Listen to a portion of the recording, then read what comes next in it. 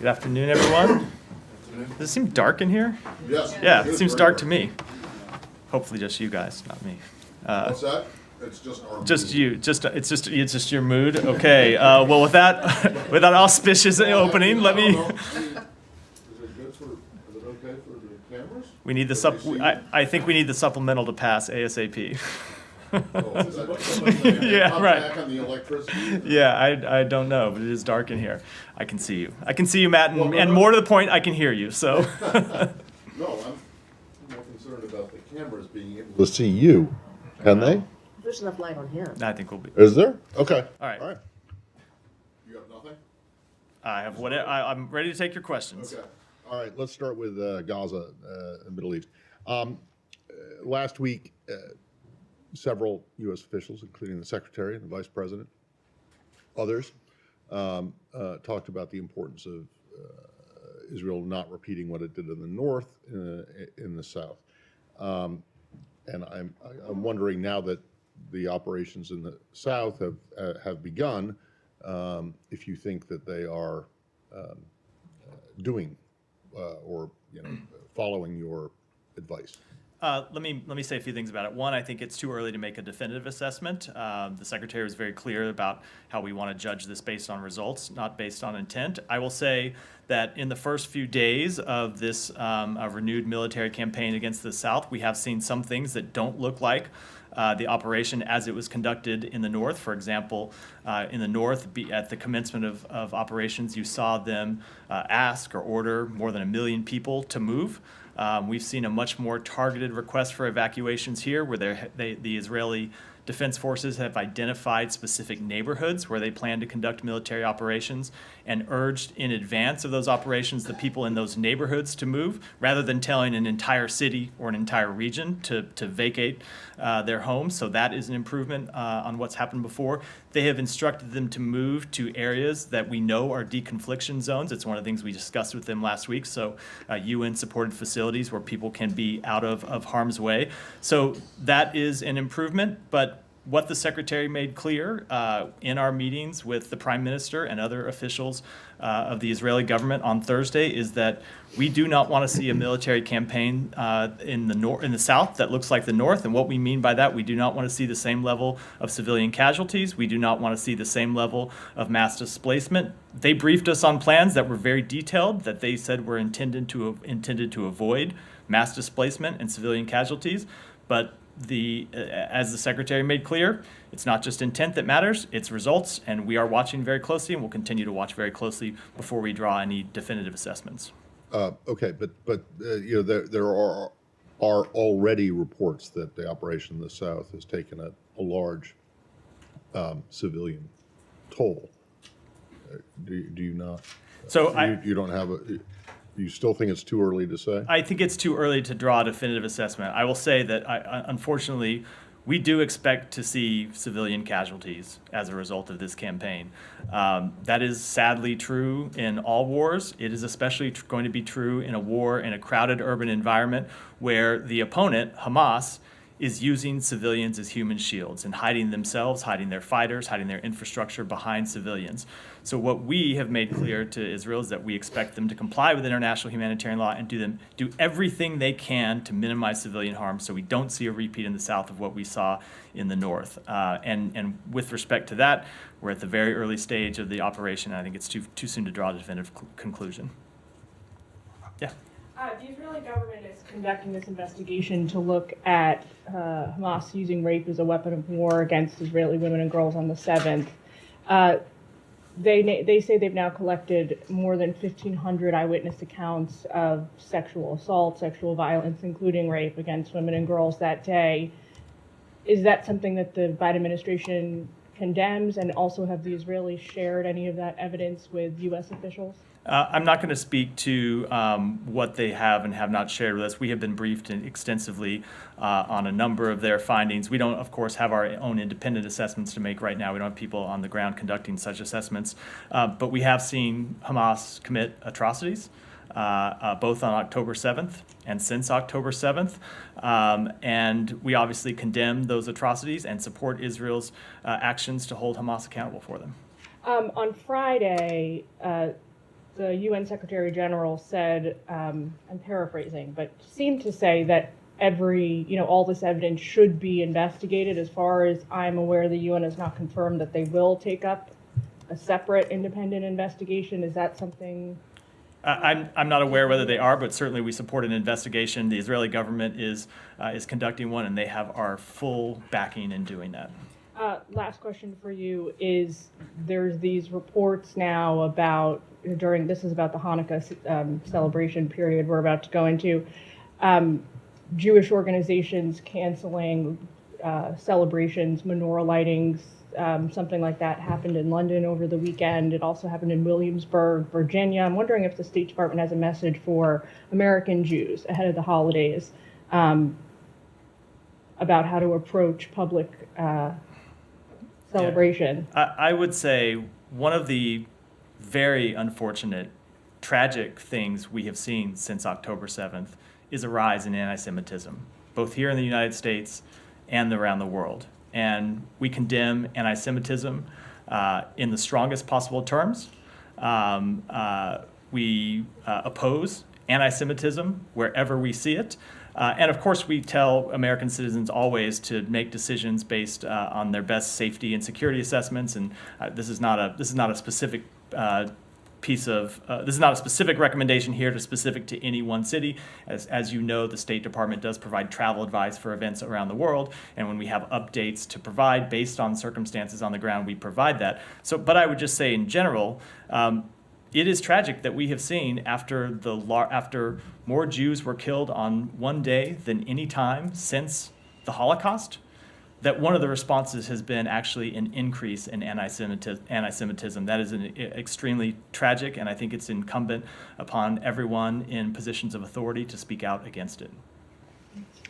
Just to come back to the Israeli offensive, I wondered if you could sort of talk to us a little bit about what's behind this messaging end of last week and over the weekend.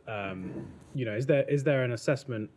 For example, the vice president calling the death toll devastating, Defense Secretary Austin talking about driving the population into the arms of the enemy. This suggests that the administration has come to some kind of conclusion that the way that the Israelis have been conducting these operations has not protected civilians. Is there a finding, or has there been some kind of assessment that has come out with that? I think you can take those comments at face value, just as you can take the Secretary's comments, not just last week, but the ones he made in previous weeks at face value. You heard him say several weeks ago that far too many Palestinians have been killed as a result of this conflict. You heard him say before that Israel needs to take additional steps to protect civilians. And we've had very direct conversations about steps that they can take to protect civilians, including as recently as last Thursday when we were in Israel. So I don't think it is a secret that we think that too many Palestinians were killed in the opening weeks of this conflict. We want to see Israel take additional steps to minimize civilian harm. We talked about them when we were in Israel last week. They briefed us on their plans. And if you go through their plans about how they intend to minimize civilian harm, you have to step back and remember that the Israeli military is one of the most professional militaries in the world. They have legal determinations that they make when conducting strikes. They go through procedures where they weigh civilian harm when they conduct any of these strikes. They have put in place these plans I mentioned a moment ago to evacuate specific neighborhoods to keep civilians out of harm's way, rather than just telling an entire population to move. So they are going about this with a certain degree of deliberateness to try to minimize civilian harm. But again, it's not just the intent that matters, it's the results. So we've been very transparent with them about what our beliefs have been. The comments that the Secretary made publicly were the same comments that he made in the meeting with them, that we want to see them take additional steps, and we're going to be watching to see how they do. And, it's been noted that, you've had these warnings to civilians, but at some points people have been told to go to certain areas, or these areas will be safe, and then those areas have then been bombarded.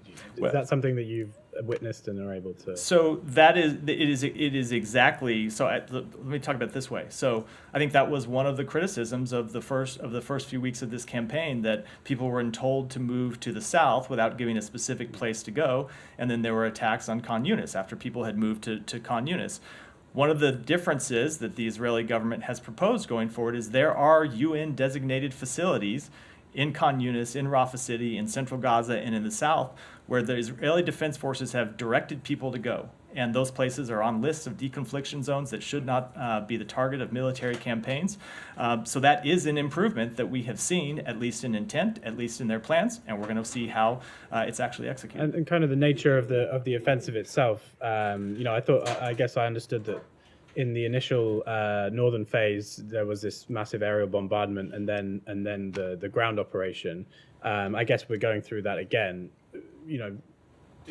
Is the message, this should be a more surgical ground operation without the preceding aerial bombardment, because that's where a lot of these civilian casualties seem to be being. I don't want to speak to the specific military operations and military decisions the government of Israel will have to make, and our conversations with them about those tactics that they might pursue. I think it'd be inappropriate to do that. What we have said is they need to take additional steps to protect civilians. I just went through some of what some of those steps are and some of those steps that we believe they are taking. But there go the lights. But when it comes to specific tactical steps that they might take, I think I'll keep those conversations private. Can I follow up on that? Yeah, Saeed, go ahead. So I understand you correctly. You're saying that the killing of 700 Palestinians over a period of 24. Saeed, I always like when I use my own words, not when you try to put words in my I want to mouth. understand what you said properly. You Yeah. said that we have seen improvement. I'm asking you directly. You think that the killing of 700 people in 24-hour period is an improvement? So I'm just asking you to say yes or no. I don't in think, accordance to what you said. So, Saeed, I don't think you were listening very closely I to what I was said. listening very Well, closely to clearly every not, single word. because what I said Right. is we have seen improvement in their plans Right. for Khan Yunis, their plans for the south. We have seen them evacuate specific neighborhoods Right. rather than entire areas. So the numbers of displaced persons will hopefully be Mm-hmm. lower in southern Gaza than it was in the north. But when it comes to results, Yeah. we are going to monitor it very closely. And I think I was pretty clear about that. And I think the secretary was pretty clear about that on Thursday. Give us a figure. What would be acceptable? It's- What would be acceptable? Because you talked about Saeed, we mourn the loss of every civilian life. We don't want to see any what civilians have you killed done? in this. What have you done to really minimize that? Remember, Washington, Gaza is the size of Washington D.C. When you tell people to move, like now, and they have nowhere to go. Nowhere to go. They're striking in Khan Yunis. They're saying, actually, we're hitting every place in Gaza. So where should people go? People What should go. be the end? Saeed, let's take it one question at a time. Before you asked a question, let me answer it. Sure.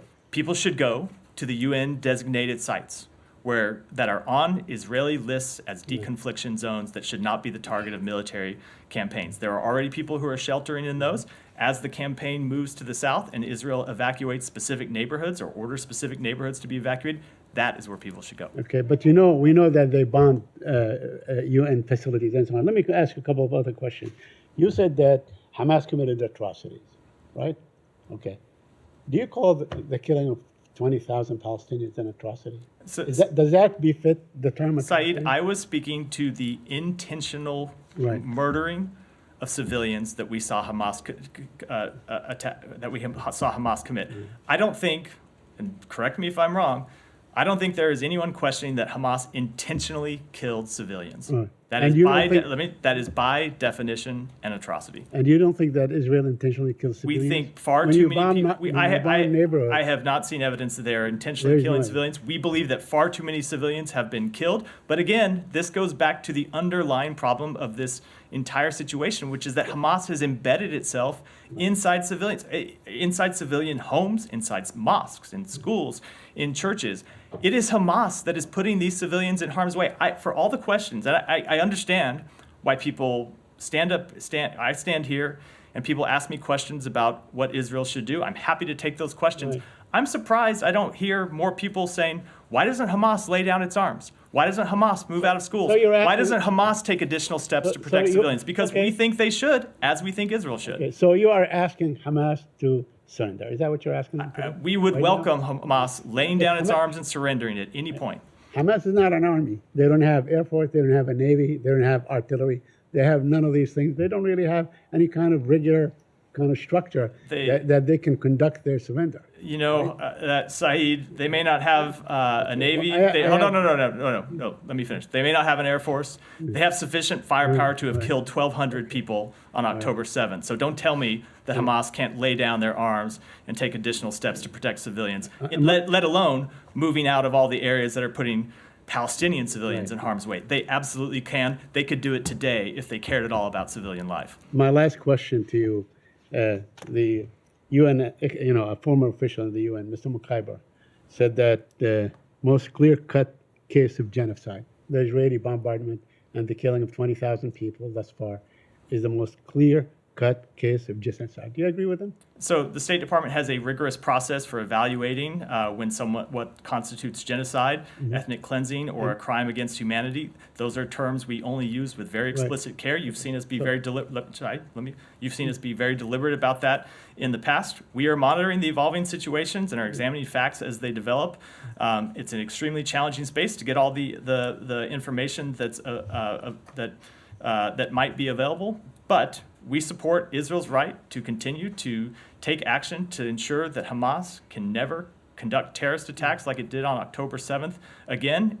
And as part of that, we urge Israel to take all possible measures to minimize civilian harm. And I've just gone through a number of those measures. But it doesn't qualify for genocide. I just answered that. Go ahead, Tracy. Thank you. Going back to your answer to the question about the reports of rape of Israeli women by Hamas and use of sexual violence as a war crime, as a weapon of war. You said we've seen Hamas commit atrocities. We obviously condemn atrocities, but you didn't use the words rape or sexual violence, and I'm wondering if there's a reason for that, for not a more explicit condemnation of rape. Only because we haven't made an independent assessment our own. We've obviously seen the reports that Hamas has committed sexual violence. They've committed rape. We have no reason at all to doubt those reports. When you look at all of the atrocities that Hamas carried out on October 7th and the atrocities that they have carried out since, the fact that they continue to hold women hostages, the fact that they continue to hold children hostages, the fact that it seems one of the reasons they don't want to turn women over that they've been holding hostage, and the reason this pause fell apart, is they don't want those women to be able to talk about what happened to them during their time in custody. Certainly, there is very little that I would put beyond Hamas when it comes to its treatment of civilians and particularly its treatment of women. Right. Yeah, go ahead. On the UN-administered deconfliction zones that you've mentioned a few times now, is it clear to the U.S. that those zones have the capacity and the resourcing that they need to absorb the presumably tens of thousands of people who will head their way? It's something that we continue to work on. Our special envoy, David Satterfield, is of course still in the region. Has been there since he was appointed and is having daily conversations with the relevant UN agencies about this question. And we have been trying to surge aid into those UN agencies. Absolutely, they could use more assistance. They could use more capability, and it's something that we're trying to deliver in what is, of course, a very challenging environment. So it's not clear that these zones are actually a viable option for the people who need to flee to them. Look, when it comes to making a choice about being in an area that is undergoing major combat operations versus evacuating to a UN-run, either a refugee center or another UN-run facility where you can get food and water and medicine. Certainly, I think the choice is pretty clear, but the conditions are still pretty difficult even in those sites, and we're trying to increase the level of assistance that we get in to address that humanitarian issue. I will say that one of the things that we have seen since the breakdown of the pause of last Friday is that we saw initially a diminution in the amount of aid going into Gaza through Rafah. We have been trying very hard to get that aid back up, not just to the levels that it was at during the pause, which was around 200 trucks a day, but to actually increase it and to change the nature of what's coming in. So it's not, these are not just deliveries of humanitarian assistance from relief organizations, but also some resumption of commercial activity. So there can be commercial deliveries in. And I think we're making progress on that. We have urged that, that Kerem Shalom be reopened, not as a crossing, but for screening. I think we're making progress on that. So the answer, I know it's a very long answer to your question, but I think the answer is, it is not a perfect situation by any stretch of the imagination. There aren't a lot of perfect answers in this very difficult situation, but we're trying to improve it as much as we can. I do want to talk about the aid, but I just want to highlight the fact that, I mean, you've highlighted that one important step the Israelis are taking is to point to these deconfliction zones. But again, it is not clear that those are going to be a viable option for many or even most of the people who need to use them. I think that certainly the deconfliction zones are a place where people can go to be safe from attack. Some number That is, of them. to be safe from attack. The question is, but that said, we also need to increase the amount of food, water, medicine that's getting into to Gaza for those sites, as well as for other people. You know, most commercial activity is suspended, and you know, so even if you're at home, you may not have access to food, water, and medicine, let alone in a refugee facility. So we're trying to get all this increased for the benefit of everyone inside Gaza. Okay, so on aid, you said you wanted to talk about it. So what is the picture right now? How many trucks are getting in? How many do you expect to get in the next several days? So we actually don't have reliable data about the number of trucks that have moved in yesterday, Saturday. We know that they resumed and we're going in over the weekend, but there's been kind of spotty reporting from the ground of what the actual number is. So we don't have one as of 1:10 today. Hope to have one later today or certainly tomorrow. But whatever the number is, it's not an acceptable number. It's not at the 200 trucks a day that was happening during the pause, let alone where we want to get it to. We have seen fuel start to go back in. We saw that in the immediate aftermath of the pause being suspended, the Israeli government was not early on Friday allowing fuel to go in. We had some very frank conversations with them about the need for fuel to come in, and we saw some fuel go in Friday. We saw additional fuel go in Saturday, but it's at the level of fuel that we were at before the pause began. We've made clear we want to see it back up, not just to the level of fuel that went in during the pause, but actually higher numbers than that, and are having ongoing discussions with the Israeli government about how to get there. Just quickly related to this, obviously there are still people waiting to come out. How many Americans are waiting to come out? And we spoke earlier about reports that one, if not more, Americans may have lost their lives waiting to come out. Have you verified those reports? Are there any more coming in? So there are more than 1,000 American citizens, legal permanent residents, and their family members who have departed Gaza. There are around 750 who are left. That includes 220 American citizens. The rest are family members or legal permanent residents. And with respect to that report of a potential American fatality, we still have not been able to confirm it. Unfortunately, it's someone, if the report is true, it's in northern Gaza, where we have just very limited information and very limited communications abilities and very limited ability to investigate or even reach people. So it's something that we're still trying to confirm at this point. Okay, sorry, last one, and then I promise to see the floor. Is as part of that verification process, is it going to be determined whether the casualty was the result of an action taken by Hamas or an action taken by the Israeli military? We're not even at the point where we've confirmed that there was a fatality yet, let alone how it happened. So certainly we would want to know how it happened, but we first have to confirm that there actually was a I fatality. thought it was on the West Bank, but we'll defer to colleagues for now. Go ahead. Let me stay in the region before we move on. Yeah, go ahead. I'll come to you, Jenny, but I suspect it's not about Israel. Okay, thank you. So on Friday, an Israeli airstrike killed my colleague, Montazar Al-Sawaf, who is a Gaza-based journalist reporting for Anadolu. This came 1 week after his 45 members of his extended family, including his parents and brothers, were killed in a previous Israeli airstrike. First of all, do you have anything to say on that specific attack as a comment? And secondly, considering that nearly 70 journalists were killed since the start of the war in Gaza, do you think Israel might be deliberately targeting those journalists to control the flow of information from Gaza? Let me just say, let me first extend my condolences to you, to your entire organization, and to, of course, his family. We are always deeply saddened to learn of the death of any journalist. The Secretary has spoken to this and spoken to the fact that journalists do extraordinary work under the most dangerous conditions. That has been true in this conflict as it has been in so many conflicts before it. And it is a tragedy that we have seen so many journalists die in this conflict. Just as it is a tragedy that we have seen thousands of other civilians die. I don't have any information to suggest that the Israeli government is targeting journalists in this conflict. But as I said, the Secretary has made clear it's not just intent that matters, it's results. And that's a conversation we're going to continue to have with them. And we are going to continue to look at the campaign as it progresses and assess the results. But the secretary also said last week that, Israel has one of the most sophisticated militaries in the world and is capable of minimizing harm to civilians. I mean, more than 15,000 Palestinians, including women, children, and journalists, were killed since October 7. Does that mean that, that killing of thousands of civilians, including journalists like my colleague, could have been prevented? Certainly, we have thought that there are additional steps that Israel could take to minimize civilian harm, which is why.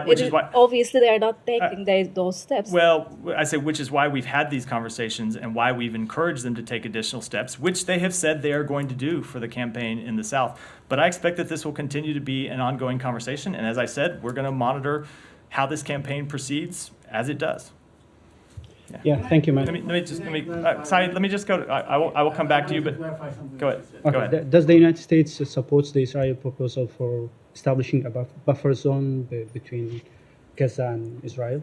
And if say so, do you have any idea what's the nature of this buffer zone? So I will say that one of the principles that you heard the Secretary lay out quite clearly in Tokyo in a speech 3 weeks ago was that there should be no reduction in the size of Gaza. And one more question. Yesterday, there were an attack on the Iranian-backed groups in Iraq, and some Iraqi sources, they suspected the United States in this attack. And do you confirm that has the United States conducted or were there any counter-battery attacks to these Iraqi forces? And also, if I may add this, do you believe that the Iraqi government could stop these militia groups from attacking the United States, as the Secretary Blinken spoke with the Prime Minister Sudani Friday? So I will leave it to the Defense Department to speak to this alleged incident.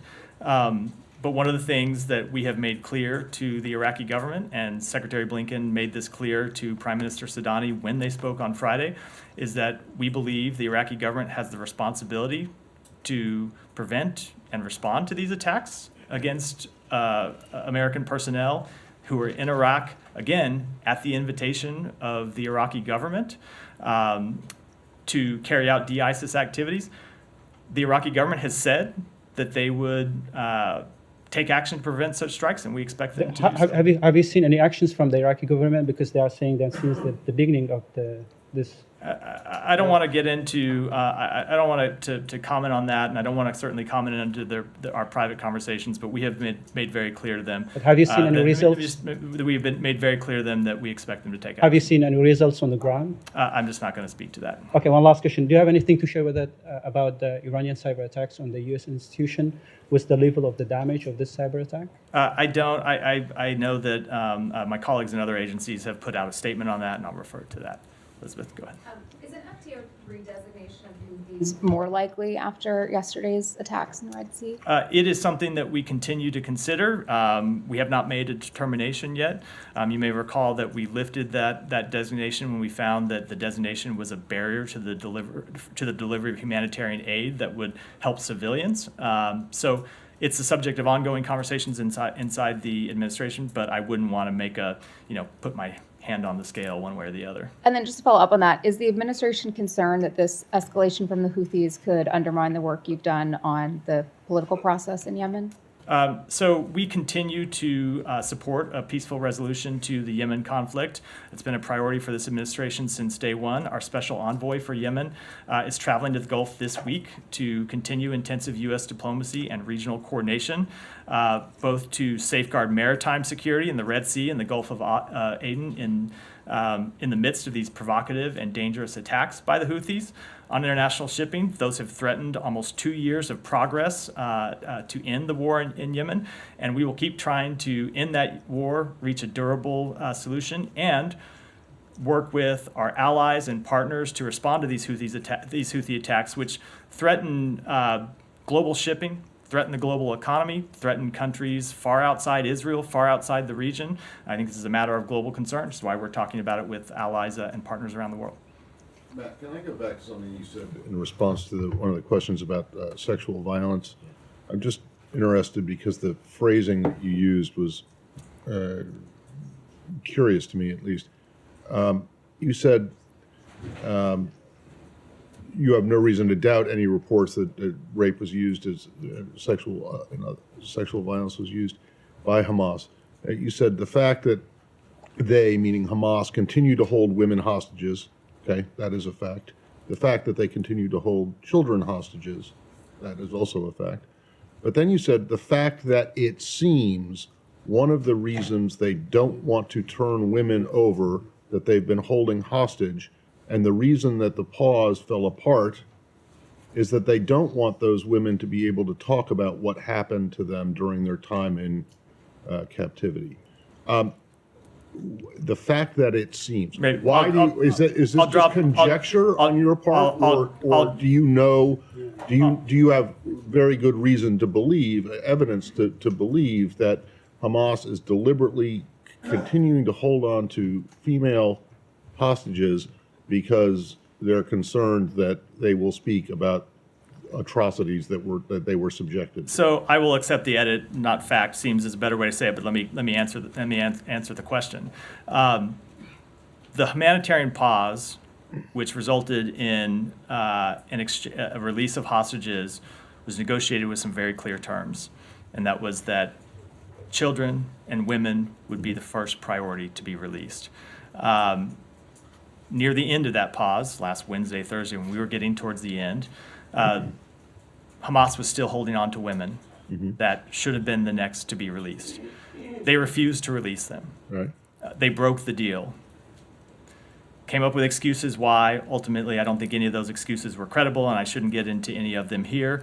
But certainly one of the reasons that a number of people believe they refused to release them is they didn't want people to hear what those women would have to say publicly. when you say- I won't say fact because I don't know it for a fact. Oh, okay, but when That's you say a number of people believe, I just let me just say people in the U.S. government? let me just finish my answer. We have seen Hamas commit all kinds of atrocities. Look, no, hold on, I'm a little Matt, bit concerned that I'm- you're trying to go. I am not I- suggesting that these things did not happen, and I am not suggesting that what Matt, you I just- suggest is I just their wanna be- reason for not releasing the remaining female hostages is wrong. I just want to know. I just want to be very do sensitive you in my have language, Matt. Any evidence to suggest that that is what it is, or is it just? I want to be very Conjecture. sensitive in my language when talking about people that continue to be held hostage, that have families on the outside. What I will say is we know Hamas has committed atrocities. We know they hold on. They continue to hold women. Yeah. They were going to release these women, and then suddenly at the last point reneged on the deal and were never able to provide a credible reason why. We hope that they will change their mind and release Okay, those women. so we but haven't you seen. don't know though for certain that the or a reason for them reneging on the deal and not releasing them is because they're worried about them speaking about. So I'm not able what to they speak with a endured. definitive assessment that that is the case. We would like to see them release the hostages so they could talk about whatever treatment or mistreatment they had undergone. Sorry, man. Saeed, I have gone to you number. Please, Matt, on this point. Elizabeth, go ahead. Matt. Olivia, sorry, Elizabeth. follow- Saeed, I asked you, Saeed, I will come. Saeed, I will come to There you. could be soldiers. Saeed, I will come. There are women who are not soldiers who continue to be held. But there are No. women, Palestinian women. And there are women, Right? so I will come back to you. You've had a number of Please. questions already. Olivia, sorry, go ahead. Just specifically on that point, there is still one American woman being held that we are aware of, right? Is everything that you're saying applicable to her situation? I don't want to expand any further than I have in my remarks, except to say that we do want to see her released. We had hoped to see her released as a result of these negotiations last week, Hamas reneged on the deal and wouldn't release her. But certainly we are concerned for her situation, as we're concerned for the situation of all the hostages. Okay, I have West Bank. Yeah, go ahead with the West Bank. I promise I will come to you before the briefing's open. I promise. I just want to stay in the region a little bit longer before we move on. Go Sure. ahead. Well, the secretary last week said that he had made clear to his Israeli interlocutors that the U.S. had expectations for Israel addressing extremist violence in the West Bank. Has any of that moved forward from the U.S. perspective? Have the Israelis taken concrete steps and given you evidence that they have? We have seen them take some steps to respond to extremist violence against Palestinians in the West Bank. We don't think those steps have been sufficient. We think they need to prosecute people who engage in violent activities against Palestinians. And one of the things that the secretary made clear in his conversations with the Israeli government is that while this doesn't in any way obviate the need for them to take additional actions, that we are prepared to take our own actions on behalf of the United States government. So some of those actions are said to be visa restrictions on some of the extremists at hand. Are those set to be rolled out in any near term? I don't want to talk about a timetable, but the president signaled in an op-ed a couple weeks ago that those were under consideration.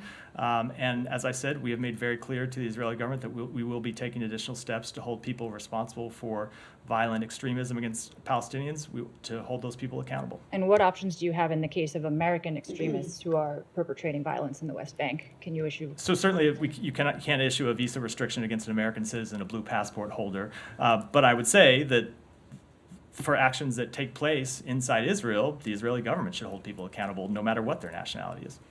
All right, Jani, finally. Thank Go you ahead. very much, Matt. South Korea successfully launched a solid fuel space launch vehicle yesterday. How do you see this different from North Korea's recent military satellite launch? And I follow up. Well, so South Korea is not the subject of multiple UN Security Council resolutions over its dangerous and destabilizing activities in this area. And the second question, the State Department designated North Korea as a state sponsor of terrorism. What are your predictions about possibility of North Korea as a state sponsor of terrorism engaging in dialogue with the United States in the future? So we have made clear that from the outset of this administration that we would welcome dialogue with the DPRK. We would welcome a peaceful resolution to our concerns over its destabilizing activities. We have made clear that we do not seek conflict with the DPRK in any form or fashion, but as of yet, those entreaties have all been rejected, and I wouldn't want to make any predictions about the future. Go ahead. Yeah. Thank you, Matt. On plot against an American citizen on India. According to New York Times report, I quote, India's intelligence services have long been accused of orchestrating targeted killing in the country's immediate neighbors as a plot against an American citizen foiled by the US government informant and exposed in federal court. Do you think it should be stopped in anywhere and everywhere? And what is the Indian response as you expose these incidents? So two things. One, we have made clear that we oppose transnational oppression no matter where it occurs or who might be conducting it. That's not a comment specific to India. That's a comment specific to any country in the world.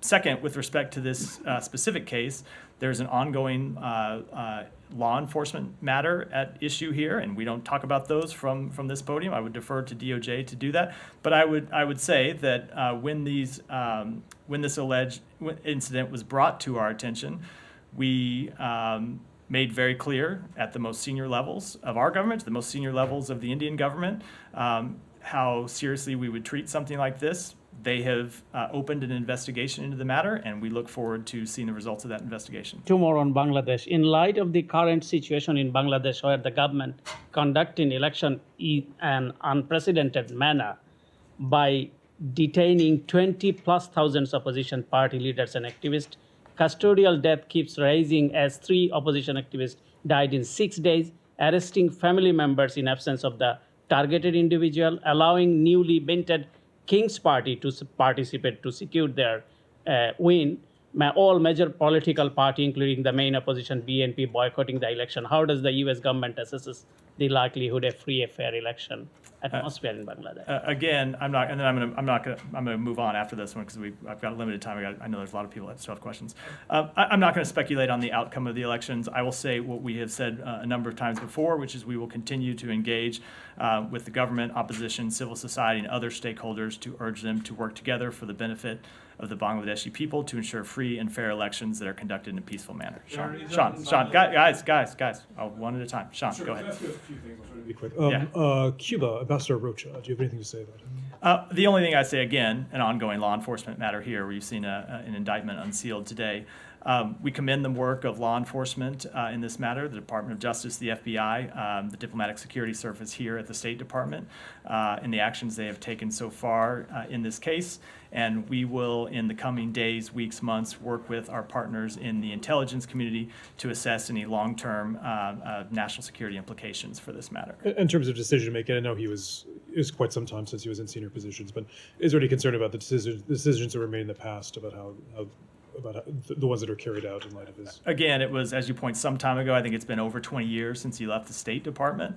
But with anything respect to the intelligence or national security implications of this, we're going to work with our partners in the intelligence community, others in the national security community, to make exactly those sorts of assessments. Sure. Could I stay in Latin America? Venezuela. A couple of things there, but the referendum regarding Guyana. Do you have anything to say about that? Apparently 95% of the Venezuelan authorities have announced in favor of this.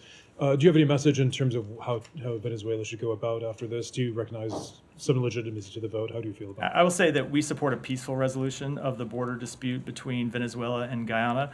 The 1899 award determined the land boundary between Venezuela and Guyana should be respected unless or until the parties come to a new agreement or a competent legal body decides otherwise. So we would urge Venezuela and Guyana to continue to seek a peaceful resolution of their dispute. This is not something that will be settled by a referendum. Could I stay in Venezuela? Yeah. The statement that you issued late Friday about the sanctions relief in Venezuela, has there been any determination yet on whether Venezuela is actually, the Maduro government has gone ahead with its part of the bargain in this, and whether the U.S. is going to go ahead with sanctions? So they have not gone through with their part of the bargain. There are two additional steps that we want to see them take. We want to see them release political prisoners, and we want to see them release wrongfully detained Americans. That was part of the framework agreement that we had agreed to, that we had come to with them. They have not carried out their part of the agreement.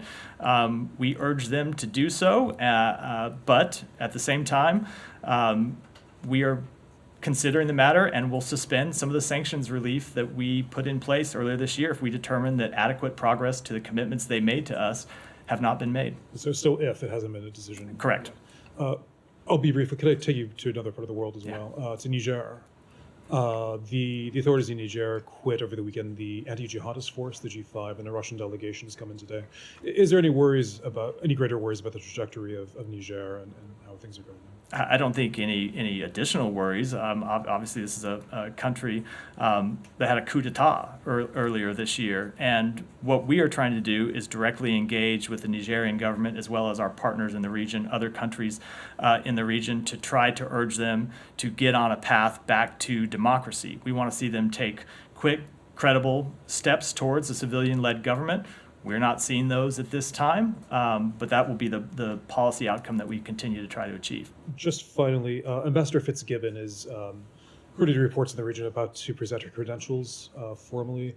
Does that indicate any sort of recognition or at least de facto recognition of the authorities in Niger? No, it does not. Her presence there is an element in this effort I just described to try to negotiate a quick and credible democratic transition in Niger. We've been without an ambassador for more than a year and a half there.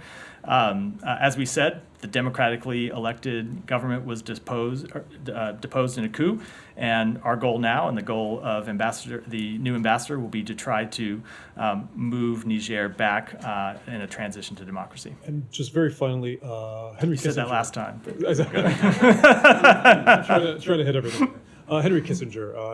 I'm not going to ask you for a great assessment on his life and times, but is there anything in the department that's being planned in light of his death? Let me get back to you on that. I'm sure there are things that probably people here are planning. I'm not aware of any. The secretary put out a statement on this on Thursday, and if we have any events to announce, I'll come back to you with those. Alex, go ahead. Happy next. A couple of topics. Ukraine first. Does the secretary have any concern on the current state of play on the battlefield, given the White House, flagging, the funding issue that things might get out of control without congressional funding, and let me. So I will say that the kind of two questions linked together. Certainly, with respect to the battlefield, it's a tough situation. The Ukrainian forces are fighting against the very entrenched Russian military. We've seen them make progress. That progress has been difficult, but we have seen them continue to make progress. And when we were in Brussels last week, we spoke directly with the foreign minister of Ukraine about this matter. With respect to the supplemental, yes, we're absolutely concerned that the level of funding has expired. We are now relying on residual funds from the drawdown that will soon, we're at, I think, over 97% of those having been exhausted, will very shortly run out of any runway at all. So yes, we're very concerned. It's why the secretary joins the president and others in the administration in urging Congress to act as quickly as possible. There was some reporting that Ukraine's new long-range delivery from the U.S. was pushed back for next year. Is that the reason, or was it? I'm sorry, what was the new delivery of long-range rockets to Ukraine was pushed back? I'm just not going to comment on any weapons, on any weapons decisions or weapons delivery before those decisions have been made. And with respect to the actual delivery of weapons, that's a question for the Pentagon. Thank you. Moving to Azerbaijan, if I may. Iranian naval commander just arrived in Azerbaijan. Any worries on your end about Azerbaijan potentially flirting with Iran? I'm sorry. Any worries about Azerbaijan's flirting with Iran these days? I don't have any comment on that. Okay. I got to go to Abby because I've got to wrap. I got to wrap shortly, and I've got a few people to go. Abby, go ahead. Russia, can you provide any information on reports that a U.S. citizen was reportedly found dead in a temporary detention center? So we have seen those reports. We haven't confirmed them yet, and so because of that, don't have any comment. Can I have one quick follow-up on a previous subject? There are people who are accusing the UN of slow-rolling the probe into alleged sexual violence committed by Hamas. Do you have any specific comment on that? I know you. I don't have any specific comment other than to say we would urge those reports to be fully and credibly investigated. I'll be very short. Go ahead. Thank you. I have a question about the Radio Free Europe, Radio Liberty journalist, the U.S. citizen, U.S.-Russian dual citizen, also Kurmasheva. Several lawmakers have written the secretary asking to designate her as wrongfully detained. Has that designation, has a decision been made in her case yet or not? And if not, why? So it has not, and I will say, as I've said on a number of occasions about previous wrongful determination cases or cases where people have called for us to determine that someone is wrongfully detained. It's a matter that we take very seriously here. It can sometimes be a very deliberate process where we have to look at the statutory requirements. Sometimes the situation changes over time where information that is available to us at one stage changes as we acquire new information. So as always, no one should read anything into the lack of a wrongful detention determination at any given point. It is an ongoing active process inside the United States government. Can you tell us at what stage it is right now? I can't. And with that, I have to wrap for today. Thanks, everyone.